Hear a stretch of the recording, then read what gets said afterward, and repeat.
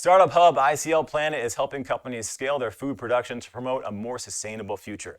Joining us now to give us all the details is their VP of External Innovation, Hadar Satovsky. Thanks for being here. Now, can you start by giving us a general overview of what ICL Planet is and how you work with companies in the plant-based space? Sure. So actually, ICL Group is headquartered in Israel.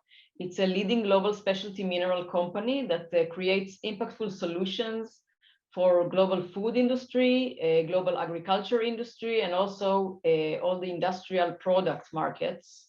We leverage our unique resources of bromine, potash, and phosphate to drive growth across end markets.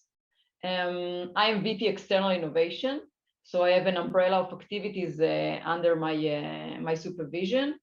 One of them is open innovation across the company's activity.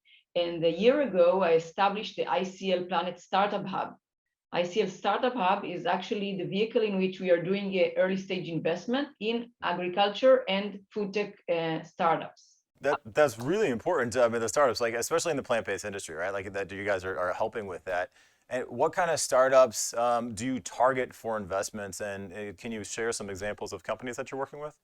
Yeah, sure. So thank you for asking that. I have a passion for food tech, and our company traditionally is very active in the food industry, traditionally from phosphate salts. But since 6 years ago, we started producing innovative alternative protein solutions for the top tier food producers in the world. And now I'm targeting actually strategic startups and technologies that can provide me with innovative solutions for clean label ingredients, because we are a B2B ingredient company. So we are looking for potentially highly functional alternative proteins that could in the future replace chemicals or in numbers in food products, in vegan food products. So in food tech, this is mainly what I'm focused on and targeting. Okay, and where do you see the biggest opportunities in the alternative protein sector? Well, I mean, it's all across the value chain, I assume. And I'm looking at it rather than a revolution. For me, alternative proteins are a transformation. So if we want to reach a widespread adoption, we must reach to, and I guess you probably interviewed a lot of people in the sector and the space, everybody would say that we need to reach some kind of parity with animal proteins. So where I see the biggest opportunities, it's actually in technologies that could match animal protein in taste, in texture, and in price. Okay, so that's where you see a lot of potential, Yeah. essentially where we want to try to almost mimic the texture and the taste of animal protein. Yes, exactly. So I think I'm most excited on seeing, let's say, opportunities that would lead us to better scale, speed, and solutions that are more impactful. So new food solution to this new food evolution. In the past year, just for example, I've invested in two companies. One of them is Protera Biosciences.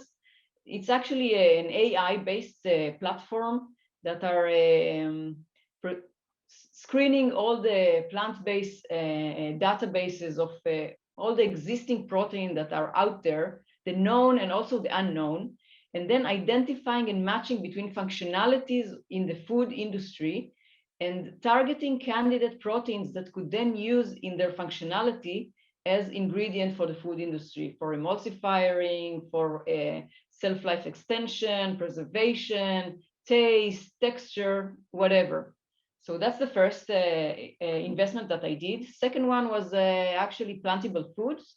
Again, a very promising company that is growing duckweed in a very monitored environment. And they're extracting their rubisco protein, which is a highly functional protein that could even match by functionality egg, like egg albumin and other kinds of functional proteins. then think about it. We can actually replace methyl cellulose in the vegan hamburger, for example, just for example. Wow, I mean, and you know, matching the functionality of egg is a big feat to talk about. I mean, the high Right. bioavailability. So if you're able to say that, I'm sure that you've got a lot of backing behind that. So that's exciting. And what do you hope to see happening in the alternative protein industry in the next 10 years? Yeah, so you probably heard that, but I'm very, very excited and hence I invested in Protera. Uh-huh. Very excited about the term food as a software. So I see huge opportunities there. I think that a lot of opportunities will emerge, mainly in the areas that are in between biotechnology and software, including products that can, I mean, product simulation and simulation of taste or testing new products, artificial intelligence that is embedded into the process and the downstream processes, molecular databases, new gene sequencing and editing. This can add a lot of value. So think about food as a software. This is something I'm very keen of. And another thing is that I'm especially nowadays starting to explore is another niche that is called air proteins. Have you heard about that? No, that's actually the first time I mean, food is a software. That's a unique term, and now air Food as protein a as well. software and now air proteins. Yes, You're I'm all filling me about in. this Nice job. edging. Well, you asked me what I'm excited about. So in alternative protein, yes, air proteins could be a very exciting niche to explore in the near future, especially if you are really, really into net zero future, if you care about sustainability, if you care about creating positive impact. So I would check air proteins as well.